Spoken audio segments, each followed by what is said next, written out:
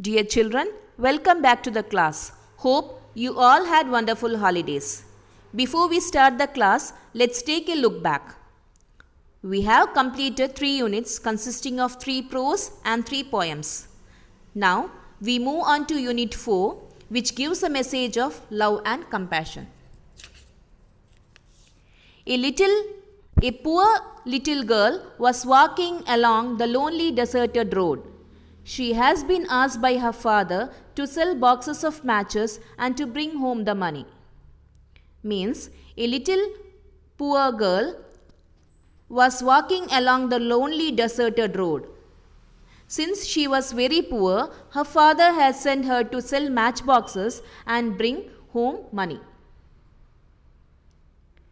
The girl's pocket was full of unsold boxes of matches. She did not want to go home because her father would beat her for not bringing back any money. Means she was not able to sell any matchbox because nobody had bought any matchboxes from her. But she did not want to go back because she was afraid that her father would beat her for not bringing money. Sadly, she lit one match after another. Means she began to light one matchstick after the other because it was very cold and she did not know what to do to keep herself warm. Suddenly, the figure of her grandmother, who had died a year before, appeared in front of her, smiling happily.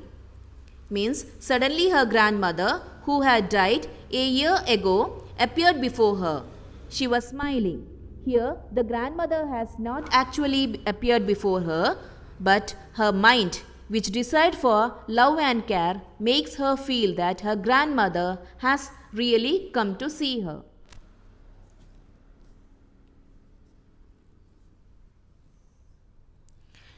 As the last flaming match was beginning to die out, her grandmother took her in her arms and carried her up to the heavens.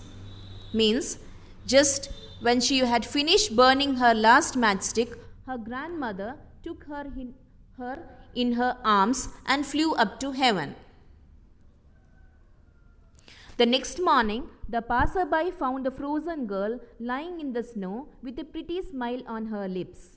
Her burnt matches lay scattered all around her.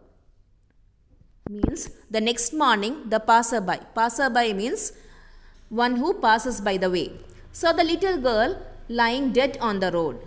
She died because of unbearable cold. Her body was frozen by cold snow. All the matchsticks that she had burned were lying all around her. This passage emphasizes the need for compassion. It shows a picture of an unhappy childhood of a little helpless girl. This story not only justifies the difficulties of the survival faced by the little match girl, but also describes her end in the most beautiful way. The visions that the little girl saw made her feel happy in her final dying moments and thus led her to death, but also put a smile on her face. So, therefore, the passage asks us to remember that children are angels. They need love and compassion. Let's see, what do you understand from the passage? First, where was the girl at the beginning of the story? Answer, the girl was walking along a lonely deserted road.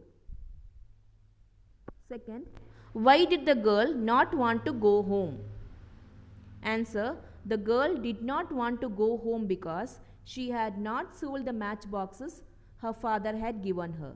She was afraid that her father would beat her for not bringing home any money. Third, what did the grandmother do to the child? Answer, the girl's grandmother took her up to the heavens. Fourth, what could the passerby see after the incident? Answer. The passerby saw the frozen body of the girl lying in the ice. There were burnt matches all around her. With the above notes, we move on to the lesson. The Boy Who Asked for More. This lesson is an extract from Charles Dickens' novel Oliver Twist. This lesson is about a poor boy, Oliver, and the miseries he had faced in his life. Now about the author. Charles Dickens was an English writer and social critic. He created some of the world's best known fictional characters and is regarded by many as the greatest novelist of the Victorian era. Born in Portsmouth, Dickens left school to work in a factory when his father was in a debtor's prison. Despite his lack of formal education, he edited a weekly journal for 20 years, wrote 15 novels, 5 novellas, hundreds of short stories, and non-fiction articles, lectured and performed readings extensively, and campaigned vigorously for children's rights, education, and other social reforms. His most popular work are David Copperfield, A Tale of Two Cities, and Great Expectations. This is an extract from Oliver Twist. The story tells us how Oliver was forced out of the poorhouse. Oliver was born in poorhouse of a little country town on a cold, black night in the winter of 1837. Means Oliver was born in poorhouse in a small town. It was winter time in 1837. Poorhouse means a place where homeless people live.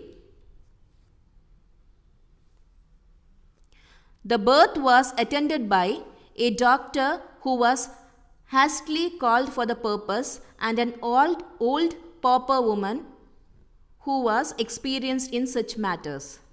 Means the delivery was attended by a doctor and an experienced old lady. Since the pregnant lady was found by the road with no assistance and heavily in pain, the doctor was called hastily. Means urgently. She was in an emergency situation. The doctor was assisted by an old experienced pauper. Pauper means poor. Pauper woman. The old woman was experienced in assisting pregnancy cases. The mother died almost as soon as the baby took his first breath. She was a good-looking woman who had been found lying on the street.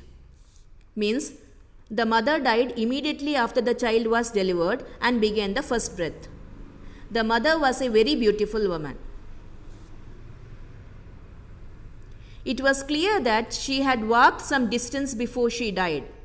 Her shoes has been torn in pieces. Where she had come from or where she has been going, nobody knew.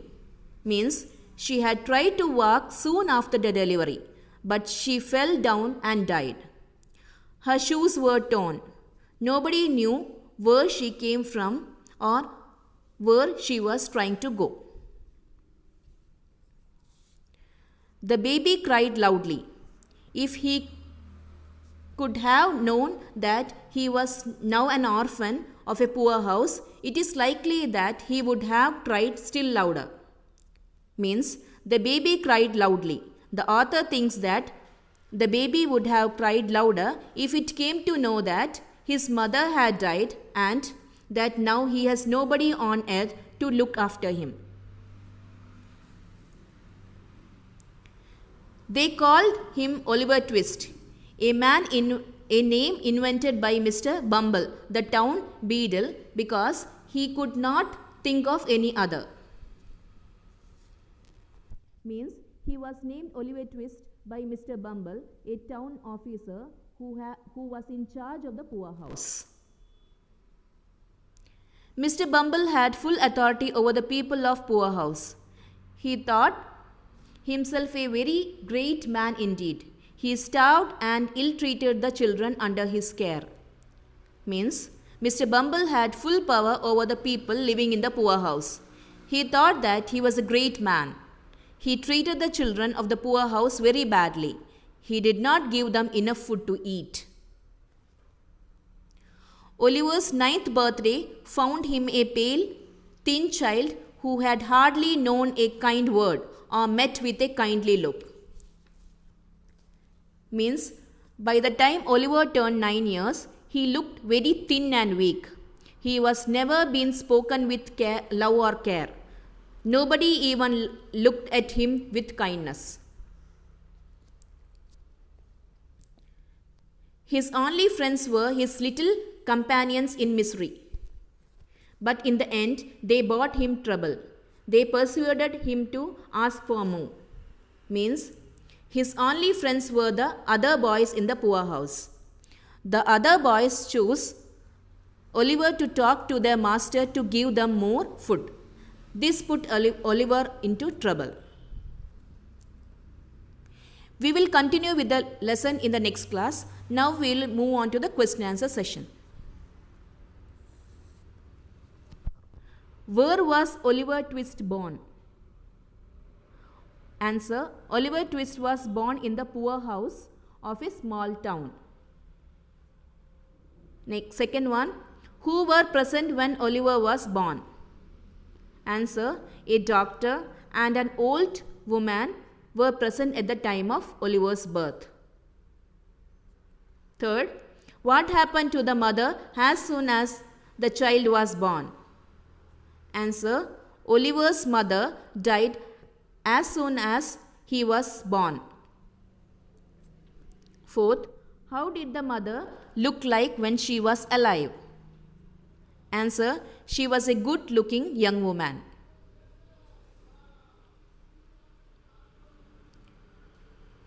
Fifth one, who was Mr. Bumble? Answer: Mr. Bumble was an officer in the town.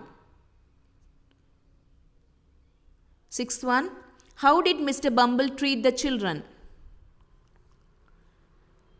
Mr. Bumble starved and ill-treated the children under his care.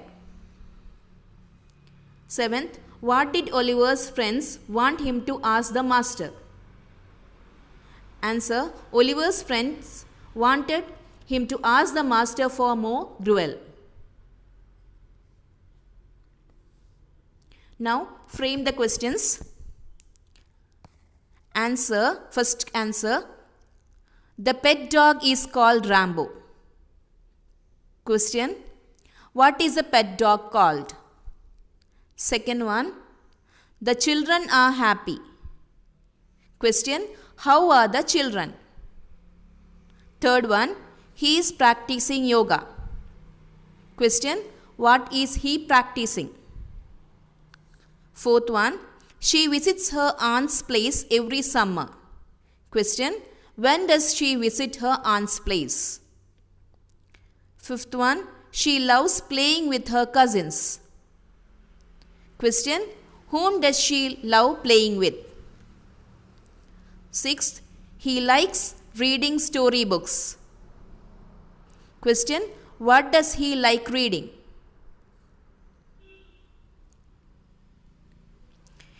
If we want to frame a question as to get the underlined words as the answer, we can follow a simple method. First, leave the underlined words aside. Frame a yes or no question with the remaining words. Use the apt WH word and you get the correct question. That's all for the day. Thank you.